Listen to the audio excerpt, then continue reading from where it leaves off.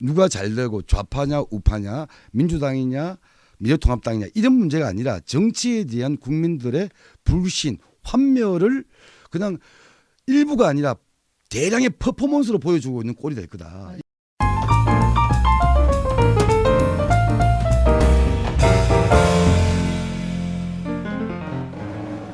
네, 안녕하세요. 편파TV 두 번째 주제. 오늘은 이번 주에 이슈가 됐던 것들을 좀 모아서 얘기를 해보려고 하는데, 공교롭게도 둘 다 민주당 주제예요.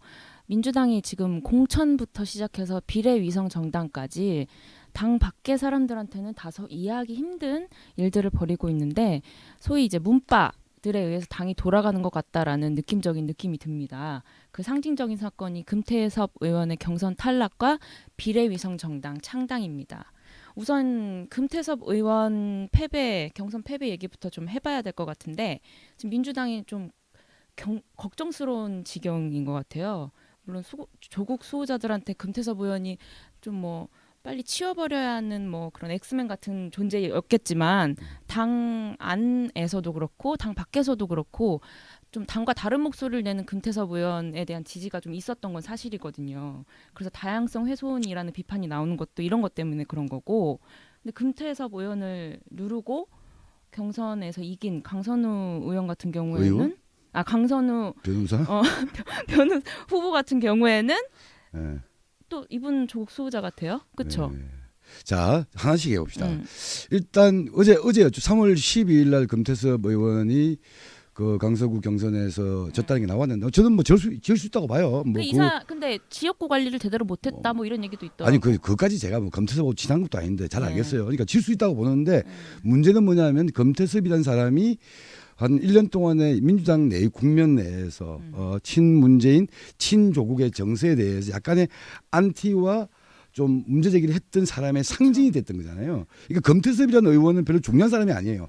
다만 이 조국 사태 때 이건 너무 이렇게 한쪽으로 가는 거 아니냐에 대한 문제 제기, 공수처가 검찰 개혁의 상징인 것이냐에 대해서 문제 제기 한 것에 때문에 이제 이 소위 말하는 친문 문파의 집단 다구리의 대상이 되면서 금태섭 의원이 뜬 거잖아요. 그러니까 저는 뭐 지역구 관리를 못해가 떨어질 수 있다고 보는데, 아니 이 금태섭이라는 사람의 제일 먼저 1차 저격을 하기 위해서 정봉주 선수가 나섰다가 정봉주 지가 구린 게 있으니까 아웃됐죠. 2차 저격을 나섰던 게 김남국이라고 하는 또 새파란 청년 변호사야. 청년은 맞아요? 몰라요. 하여튼 청년 같아. 저보다 어리니까. 그러니까 김남국도 아웃돼서 또 여러 가지 또 이 구설수에 오르면서 이 세 번째 온 강선우 후보한테 결국 이제 저격을 당한 거잖아요. 그분도 청년 후보더라고.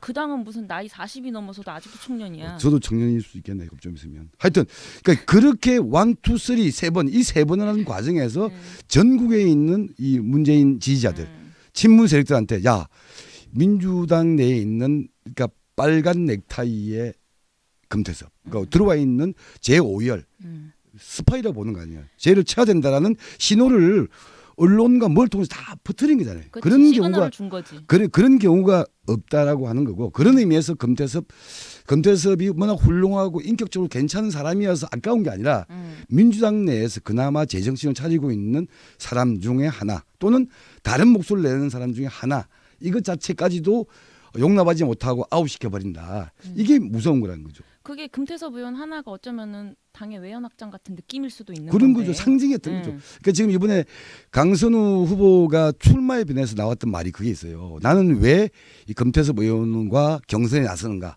이럴 때 이 양반은 뭐 예를 들면 조국 장관에 대해서 문제 제기를 계속하고 공수처에 대한 당론을 어기고, 즉 당인으로서의 자격이 없기 때문에 나선다. 그치. 아니 그런데 여기가 민주당이 기본적으로 리버럴 정당 아니에요? 자유주의 정당. 자유주의 정당은 개인의 가치, 개인의 소신을 인정하는 데서 시작하는 거잖아요. 거의 독재 수준이. 그러니까 아니 심지어 저는 민주노동당과 지금의 정의당 내에서 몇 명 되지도 않은 의원들 내에서도 어떨 때는 이건 자기 소신이다라고 하면서 약간의 이게 소신 행동을 하시는 분들이 계시잖아요. 그런데 100여 명이 넘는 그 집단 내에서 당론을 따르지 않았다고 이거는 척결의 대상이다. 이게 자유주의 전통하고는 완전히 충돌하는 건데. 그게 그 좀 또 다른 사례에서 이인영 원내대표가 이번에 인터넷 전문은행법에 대해서 그러니까 미래통합당한테 사과하면서 이걸 꼭 통과시키겠다. 당원들이 소신 투표해가지고 나온 결과를 뒤집어 엎겠다라는 것을 아무렇지도 않게 당 지도부 얘기를 하고 있는 거잖아요. 그러니까 1번 대한민국 헌법에서는 국회의원은 헌법기관입니다. 헌법기관. 원 오브 댐이 아니고 하나하나가 헌법기관이고 개인의 양심과 신념에 따라서 행동해야 될 기관인데 그냥 시다발이 취급을 하고 있는 거 아니야 지금. 그러니까 이건 웃기는 거지. 이거는 그러니까 이게 전체주의 정당 아니냐 이렇게 막 가면 안 되는데라고 하는 우려를 저 같은 민주당에 대해서 아주 비판적인 사람도 아니 정당이 저렇게 가면 저 큰일 나는데 라는 생각이 든다 이거죠.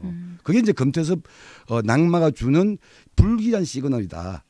이걸 얘기하고 싶은 거였죠. 저는. 알겠습니다. 저희가 또 뭐 요 주제가 중심은 아니니까 다음 주제로 한번 얘기를 당원 투표 해보면 얘기도 해야죠. 당원 투표. 당원 투표? 이번에 그 뭐 비례 위성정당 찬반에 대해서 그래요. 3월 13일 오늘 오전에 네. 나왔죠. 거의 7대3, 8대2에 거의 뭐 압도적인 찬성표가 나왔어요.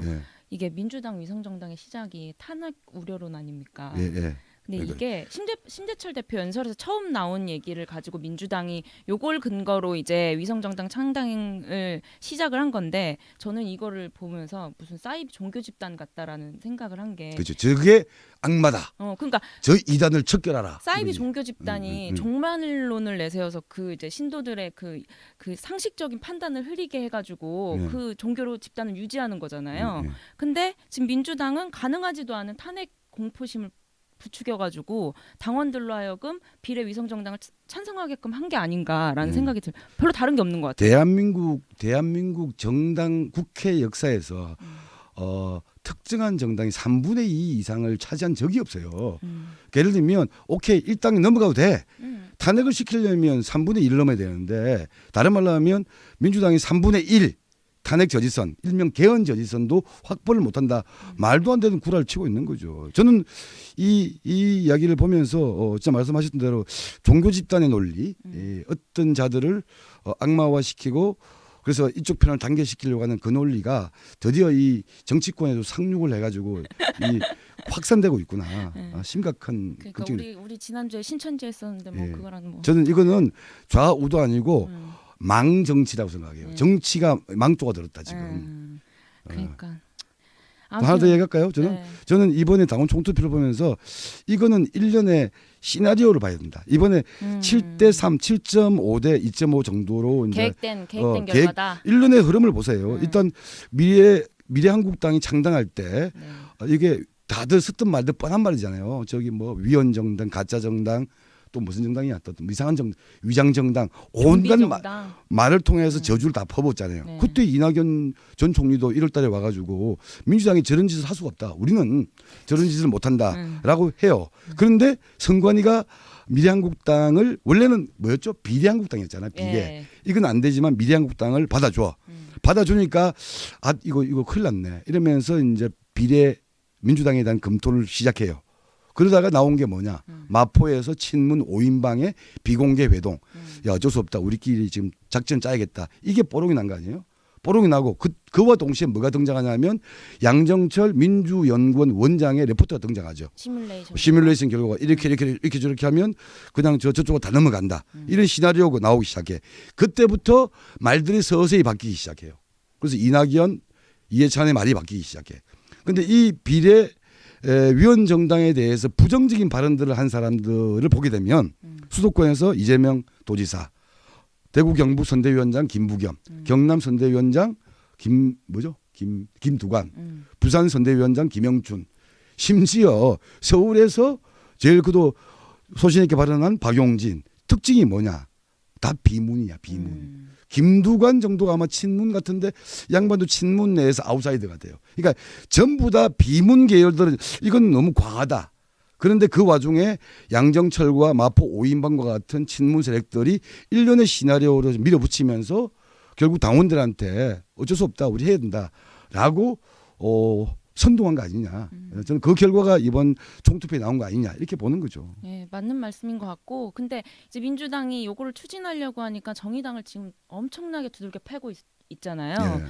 아니 뭐. 민주당이랑 그쪽 셀럽들이 하는 말이 음. 정의당을 자꾸 원리주의자, 근본주의자 취급을 해요. 참 아니 재밌지. 얼마 전까지만 해도 정의당은 민주당 이중대 소리를 들었던 정당이에요. 그렇죠. 근데 지금은 안 듣지. 지금 와서 지금 와서 지금 원리주의자 취급을 하는 게 나는 진짜 개소리라고 보고 그리고 뭐 우리 교양 있는 선정주의. 알았어, 교양 있는 아이, 선정주의. 잠깐만, 대표가. 예. 이인영 원내대표가 얼마 전에 아니 지금 상황이 변했다고 하는데 변하는 상황이 없어요. 이인영 원내대표가 교섭단체 원내대표 연설했을 때도 그때도 미래한국당은 있었고 그때도 민주연구원에서 내놓은 시뮬레이션 같은 결과가 이미 나와 있었던 상황이었어 언론에서. 근데 바뀐 건 지네들 말뿐이야. 지네들 입장뿐이야. 그래놓고 상황이 변했는데 왜 정의당은 이 상황 변화에 대처를 안 하냐라고 계속 들고 패는 거거든. 결국에는 지네가 그렇게 쉬운 길로 가고 싶어서 입장을 바꿨으니까 그걸로 정의당 희생양산부서 퉁치려고 드는 거거든요. 예. 저는 그런 비겁한 태도가 더 용납이 안 되는 거야. 아니 정말- 위성정당 하고 싶으면 하라고 지네끼리. 차라리 미래한국당처럼 하면 화를 되잖아. 내세요. 화를 우리 지금 나 지금 대화를 하고 있으니까. 예. 나 약간 분노해가지고 얘기하다가 그러니까 역대 민주당 계열의 정당들이 진보 정당 그게 뭐 민주노동당부터 해가지고 진보 정당들에 대한 논리는 딱 두 가지예요. 하나는 사표론 그리고 다음에론. 다음에 찍어줄게 이번엔 우리를 밀어줘라고 얼레고 달래면서 그 약간 사자 비슷한 행위를 했던 게 있고 이번에는 또 협박론이잖아요. 역사의 대의에 미래통합당이라는 수구보수 정당을 척결하는 이 역사에 대해 동참하지 않는 너희들은 역사의 심판을 받을 것이다. 역사의 불배락을 받을 것이다. 라는 협박론으로 가고 있어요. 그러니까 최재성 같은 자가 뭐 정의당이 지역구 2차 공모를 하니까 뭐 반동적 보복 정치? 이게 반동적 보복 정치라는 말을 들으면 딱 어떤 생각이 드냐면 아 요것들이 386들이 전대협 시절에 학생회장 하면서 대장 노릇하던 그 마인드가 그 언어에 그대로 남아 있구나. 그러니까 전대협 때 학생회장 했던 그 마인드로 대한민국 제1당의 국회의원 노릇을 하고 있고 집권 여당의 행태를 하고 있구나.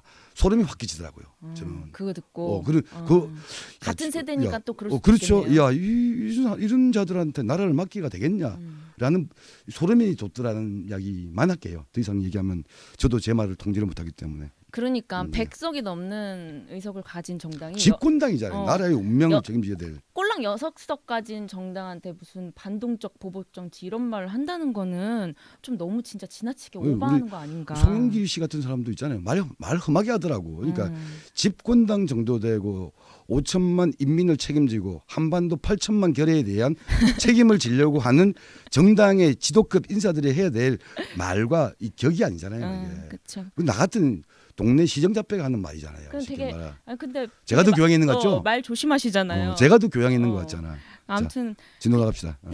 진로 나갑시다. 민주당이 보면 번번이 지금 뒤통수를 계속 치고 있잖아요. 그러니까 뭐 연동형 비례대표 처음에 협상할 때도 보면은 비례대표 의석수 이렇게 합의해놓고 결국엔 현행 유지, 예. 캡 씌우기, 연동형 적용 뭐 이런 거 다. 그것만 있겠습니까? 저거 뭐 소득주도 성장 어디 갔습니까? 그래 최저임금 같은 것도 뭐 노동 존중 어디 갔습니까? 다 처음에는 말을 거창하게 시작이고 뭐 성경에도 그런 말 있잖아요. 시작은 창대하고 시작은 창대해서나 진도가 나가면 나갈수록 변질되고 사라지고 실종되고 또는 이상해져 버리고. 그러니까 말을 바꾸는 게 습관인 것 같아. 예. 이 친구들은. 예. 친구는 아무튼 예. 예. 그래서 지금 어떻게 될까요? 그래서 저도 이제 이야기를 하고 싶은 거죠. 그러니까 우리가 저 미래한국당 할 때까지만 하더라도 다 위성정당, 위장정당, 위원정당이라는 말을 하다가 지금 이번에 벌어지고 있는 용어가 달라져. 다 뭐 선거연합정당, 연합비례정당, 비례대표 연합정당 이런 말을 하고 있는데 이거 말장난이라는 생각이 드는 거죠. 그 위성정당 맞거든요. 그리고 더 중요한 거는 이게 지속 가능한 정당이냐. 선거연합이 좋아. 아름다워. 협치, 연합정치 다 좋아. 근데 그게 지속 가능한 정당이냐. 아니라고 하잖아요. 선거 끝나고 다 해산하고 제명시켜서 공중폭파시키겠다고 일단 하잖아요. 근데 따지고 보면은 내가 봤을 때는 미래한국당보다 비례연합정당 같은 데가 더 이상하다고 더 보이거든요. 꼬여 있는 거지. 스텝이 꼬여 있는 거지. 미래한국당은 단순 명쾌해요. 그치. 우리는 선거 끝나면 통합하고 그냥 다시 돌아갈 거야. 이렇게 말하는데 지금은 선거연합정당 또 뭐 연합 비례정당 이런 심오한 얘기를 하는데 지속 가능하냐? 선거 끝나고 없을 거 아니냐? 너거. 이게 1번. 두 번째 선거연합이라고 하는데 선거연합이라고 하면 연합 강령, 연합 선거 정책, 공약이 있느냐? 그게 뭐니? 그게 없지. 없거든. 그러니까 이거는 무슨 연합정당이 아니고 이게 뜻다방이에요. 뜻다방. 뜻다방이 뭡니까? 부동산 여기 이 아파트가 좀 될 것 같을 때 이 업자들 좀 모여가지고 그 부동산 투기의 그 이윤을 싹 먹고 싹 다 흩어지잖아요. 네. 또 투기 열풍이 있을 때 나타나서 분양권 전매 등 해가지고 또 먹고 또 빠지잖아. 지금 이거는 모여서 비례 의석은 조금 챙겨보고 자 그리고 나서 자 해야 돼. 해산해야 돼. 아 진짜 뜻다방 정당 뜻다방 맞네. 정치 무슨 네. 연합 정치야. 어. 연합 정치 연합 정당 하려면 지속 가능하냐. 연합의 내용이 있어야 되는데 이게 없다. 이러면 그 이런 걸- 정당들 간에 뭐 예를 들어서 녹색당, 민중당이 다 참여한다고 치면 교집합이 없어요. 그 정당들은 사실. 그리고 어떻게 되냐면 아까 말했잖아요. 미래한국당과 미래통합당은 선거 끝나면 합당할 거야. 그런데 이 연합정당 끝나면 합당도 못해. 왜? 당연하지. 만약에 녹색당이나 이런 소수정당 사람이 있으면 이 사람들은 제명시켜서 원상복귀 시켜줘야 돼 또. 그리고 나서 다 셀프 제명해주고 그 다음에 남는 친민주당 사람들만 모아서 통합해야 돼. 나는 궁금한 게 이제 그 정당들 소수 정당들이 다 참여를 하면 어쨌든 순번 배치를 해야 될 거 아니에요. 지분 예. 나누기. 예. 요거에서 소수 정당들이 제 몫을 챙길 수 있을지 그게 좀 걱정이 되는데 어떻게 보세요? 보통 저 주식 시장에서 개미 투자자들이 열심히 딱 보는데 뭔가 좀 센 사람들, 그 주식 잘할 것 같은 사람들 따라가다가 이 작전 세력들이 쑥 빠졌을 때 손해를 보잖아요. 그 꼴이 안 나기를 바라는 겁니다. 저는 실리라도 챙겼으면 좋겠는데 민주당이 그런 걸 잘 또 챙겨줄 세력 같지는 않고 그렇죠. 조금 걱정이 됩니다. 제가 볼 때는. 어쨌든 근데 최근에 중앙선거관리위원회에서 결정을 내린 게 그 TV 토론에 비례 후보가 없는 정당은 참여를 못 한다고 해서 1, 2당이 다 지금 네, 이게 TV 토론에 못 들어가게 사실 이게 생겼어요. 이게 제일 코미디예요. 네. 어쨌든 선거 시기에는 워낙 후보가 많기 때문에 후보들 토론할 수 없잖아요. 네. 그 후보들이 속해 있는 정당이 다 후보들이니까 그 정당의 정강 정책, 선거 공약을 가지고 서로 이제 토론하고 하는 이게 있거든요. 이게 선거방송 토론위원회가 주관하는 정당의 정강 정책 토론회야. 근데 여기서 선관위는 비례 후보가 없는 정당은 참여할 수 없다고 유권 해석을 내렸어요. 네. 이 말은 무슨 말이냐면 대한민국 국회 1당 2당인 더불어민주당과 미래통합당은 참여하지 못한다는 거예요. 그렇지. 근데 녹색당 같은 만약에 녹색당이 참여를 결정한 건 아니지만 예. 녹색당이 만약에 참여를 하게 되면 뭐 민중당도 참여하고 미래당도 참여하게 되면은 그럼 선거연합 정당이 이제 TV 토론에 나가는 거 아니에요? 그 TV 토론은 미래통합당을 대리해서 그들의 위성 정당인 미래한국당에서 나오겠죠. 그리고 민주당을 대리해서 민주당이 참여하는 선거연합 정당에서 아마 나오겠죠. 근데 만약 녹색당이 참여하게 되면 네. 녹색당은 되게 그 기후 문제나 이런 거에 대해서 선명한 정당이잖아요. 근데 아시겠지만 기후위기 비상행동에서 민주당을 기후위기 대응책에 대해서 의지박약이라고 평가를 했고 민주당은 그러니까 우리 네. 녹색당에 대해서 저는 여전히 아마 통과 안 될 거라고 보는데 문제는 그 정책 토론회에 선거연합 정당 이름 그대로 불러줄게요. 연합 비례대표 정당에서 누군가가 나와요. 누군가 나와서 정책 토론할 거 아니야. 근데 미래한국당의 정책이 뭐냐 아무도 몰라. 근데 아마 미래통합당 걸 그대로 뺏길 거예요. 그죠? 이거는 눈에 보이잖아. 그러면 연합 비례대표 정당의 정책은 뭐냐 도대체. 그게 아마 민주당도 있을 거고 뭐 시민사회단체들도 있을 거고 이 사람들의 정책들이 상당히 서로 이질적일 건데 그러면 와가지고 그게- 누가 얘기를 하고 그럼 어떤 그게 내용을 할지. 미래한국당 후보들이 그 정당을 공격하는 빌미가 되지 않을까요? 당연히 되겠죠. 그래서 우리는 적어도 미래통합당과 정책적으로는 동일합니다라고 나오겠지. 근데 그 나오신 그 연합 비례대표의 정책 책임자께서는 어떤 기조의 어떤 정책을 대표하시는 겁니까라고 물으면 난해지겠죠. 그렇지. 그게 대표적으로 아까 말씀하셨던 만약에 이제 녹색당도 참여하게 되면 기후 위기에 대해서 상당히 문제가 많다고 하는 민주당 정책을 대표할 것인지 기후 위기에 대해서 가장 엄정한 입장을 내고 있는 녹색당 입장의 정책을 대표할 것인지 그러니까 콩가루 되는 거죠. 완전 뭐 겹치는 게 없는 정당인데 근데 저는 좀 걱정이 되는 게 그 TV 토론을 보면서 중도층이 어떻게 볼까? 어이구, 정치에 굉장한 환멸을 느낄 것 당연히 같다는 생각이 그러니까요. 들거든요. 저는 그래서 아까 망정치라고 하잖아요. 이거는 누가 잘 되고 좌파냐 우파냐 민주당이냐 미래통합당이냐 이런 문제가 아니라 정치에 대한 국민들의 불신, 환멸을 그냥 일부가 아니라 대량의 퍼포먼스로 보여주고 있는 꼴이 될 거다. 맞아요. 이게 제일 걱정이 됩니다. 정의당이 잘 안 돼도 돼. 내가 볼 때는. 네. 근데 정치에 대한 국민들의 이거 진지하게 바라볼 수 있는 이 풍토를 망가뜨리는 게 제일 우려스럽다. 그러니까 그 민주당 쪽 그 정치에 근접해 있는 그 사람들이 하는 얘기를 보면 정치와 선거를 그저 그냥 어떤 방식을 써서라도 이기면 된다. 라는 생각을 하는 것 같아요. 근데 저는 그런 식의 태도가 사람들이 뭐 식당 가면은 식당에서 일하시는 분들이 뭐 TV 보다가 뉴스 나오면 돌려버리고 나는 그런 상황을 만든 거라고 생각하거든요. 네. 좀 그런 유권자를 대변해서 자기 편으로 만들려는 어떤 노력보다는 선거공학적, 정치공학적으로 이기려고만 하는 그런 태도들이 정치의 환멸을 만드는 게 아닌가, 진짜 정치 혐오를 만드는 것 같다라는 생각이 들어요. 예, 그렇습니다. 그래서 뭐 걱정이 많습니다. 사실 더더군 근데 뭐 민주당이 이기면 정치 발전이 되는 것도 아니잖아요. 예. 그래서 지금 더더군다나 지금 오늘이 13일인데 이게 3월 27일 정도까지 이 뭐 후보도 확정해야 되고 정책도 정해야 되고 이거 다 해야 되는데 그 과정에서 또 어떻게 국민들 눈에 볼 때는 약간 이렇게 뭐 추하게 보이거나 또는 이전 투구로 보이거나 당연히 이런 그렇게 모습들이 보이겠죠. 표출되지 않을까 좀 많이 걱정이 됩니다. 저는 대승적으로 걱정이 되는 거예요. 이게 제가 지지하고 있는 정의당에게 불리하다. 이건 오케이. 그런 생각 제가 있습니다. 있는데 제가 볼 때는 한 30%가 그런 걱정이고 70%는 이거면 진짜 그 이 누구죠? 지금 이제 삼성의 그 이건희가 한 말 있잖아요. 대한민국의 경제는 2류, 관료는 3류, 정치는 4류다. 이런 말 자체가 진짜 상식이 되어버리는 이런 사회가 오지 않을까. 이 21대 총선을 매개로서 저는 이게 대한 두려움이 70%입니다. 예. 저는 진지하고 진심입니다. 네, 알겠어요. 믿어주세요. 근데 안 믿어주시는 것 같아요. 아니에요. 믿어요. 네. 근데 뭐 저는 민주당이 이번 총선에서 승리하면 뭐 대단한 변화가 있을 것이고 미래통합당이 승리하면 커다란 뭐 일이 생길 것처럼 뭐 민주당 지지자들이 당당한 대한민국을 만든다고 하잖아요. 민주당이 예. 그렇게 민주당 지지층이 그렇게 생각하는 것 같은데 예. 저는 사실 그냥 그 두 개의 유사한 세력의 의석 규모만 달라진다라고밖에 생각이 안 들어서 큰 공포심이 안 생기거든요. 그래서 저는 정의당이 중요하다고 보는 게 뭐냐면 지금 나라가 두 동강이 나 있잖아요. 그러니까 완전히 뭐 친문, 친조국, 하나는 태극기, 친박 뭘 하든지 간에 제가 하는 건 다 틀렸어. 뭘 하든 얘는 다 저주 대상이야.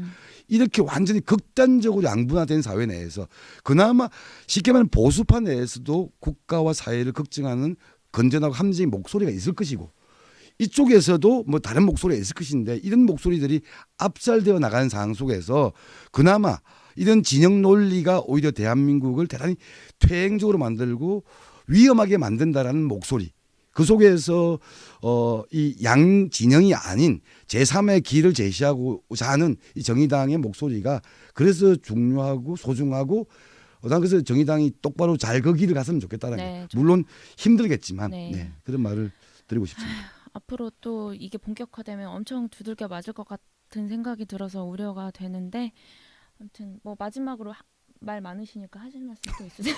말 많으니까 하지 마라 가지나 마지막으로 하라고 오케이 하자 할게요. 클로징 멘트 겸 하세요.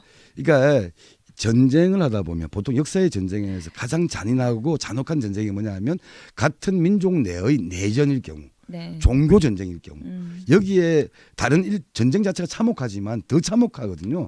특히 민족 내의 내전일 경우는 그 원한 갈등이 확대 재생산되기 그렇거든요. 뻔히 보면 다 아는 사람들이기 때문에. 그렇죠. 또 하나는 종교는 나이가 아닌 남들은 다 악마가 되고 이단이 되기 때문에 이 악마와 이단은 그냥 어떤 대상이냐면 척결의 대상이에요. 박멸의 대상이야. 그러니까 이런 논리, 이런 정서가 그래서 이제 보면 종교 내에서도 뭐 이단이냐, 뭐 사이비냐 이런 문제에 대해서 단호한데 저는 이 정치에서 이 진영 논리가 지금 그렇게 가고 있는 거 아니냐. 내가 속한 진영이 아닌 남들은 그냥 악마가 되고 척결의 대상이 되고 배제의 대상이 되고 추방의 대상이 되는 이런 정치의 구조로 가고 있는 상황이 걱정이 된다. 이제 이런 것들에 대한 바리케이트를 치고 조금 저지시키고 좀 뭔가 문제 제기를 하는 세력이 필요하고 저는 그게 지금 현재로서는 정의당과 국민당이라고 보는 거예요. 네. 근데 뭐 국민당은 제가 안철수라는 사람을 신뢰하지 않기 때문에 정의당이 그 역할을 해주기를 바랄 뿐입니다. 한 사람의 지지자로서. 네, 알겠습니다. 이번 주제 이걸로 마무리를 할까요? 앞으로 어떻게 될지 모르겠지만 상황이 변하게 돼서 또 다른 이슈가 생기면 또 합시다. 뭐 저희 이왕 편파 TV에서 이왕 또 막 가는데. 네, 편파적으로 또 분석을 해보도록 하겠습니다. 오늘 방송 여기서 마무리하도록 하겠습니다. 감사합니다. 네. 끝. 1000명 채워주세요. 빨리. 구독 많이 해주세요.